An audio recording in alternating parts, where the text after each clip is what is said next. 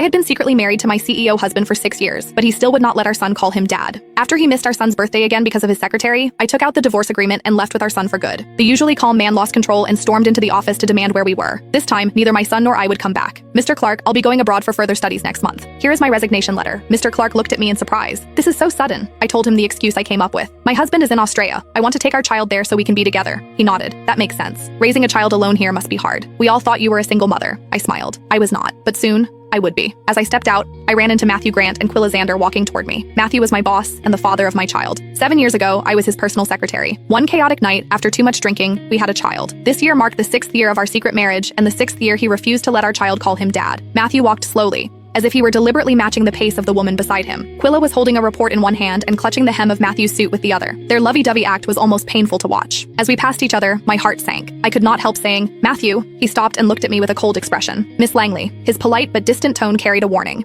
It was a reminder that this was the office. He was communicating that he was my boss and I was his employee. I understood what he meant and buried the feelings I had already been suppressing. "Mr. Grant." Matthew gave a small nod and kept walking, as if I were a stranger. I laughed bitterly at myself and swallowed the words about my resignation. He would not care anyway. My phone lit up. It was a message from my son on his smartwatch. "Mom, will Dad come home for my birthday?" I froze for a moment and instinctively looked back. I saw Matthew leaning down to speak gently to Quilla. Someone passed by and he instinctively shielded her. His eyes were full of tenderness. I suppressed the ache in my chest and texted Matthew. "Today is Tyler's birthday. Are you free tonight?" Across the hall, I saw him check his phone. Less than 3 seconds later, he put it down without a change in expression. As I looked at the unanswered message, I laughed bitterly at myself. I thought, "Whitney, get a grip. You should have known he would never love you. What were you even expecting?" I put my phone back in my pocket, took a deep breath, and walked away. I thought, "Matthew, soon you'll be free." After leaving the office, I went straight to Tyler's kindergarten to pick him up. As soon as he saw me, he said, "Mom, today's my birthday. Will Dad celebrate with me?" On the crowded street, my eyes filled with tears. "Your dad?" Before I could finish, my phone buzzed. Matthew had finally replied. "I'm free. I'll come home." A rush of joy hit me. I nodded eagerly. "Tyler, don't worry. Your dad will come home today." Tyler clapped and jumped into my arms, thrilled. After 6 years of marriage, this was the first time Matthew had agreed to celebrate Tyler's birthday. That night, I prepared a full meal, and Tyler finished his homework early.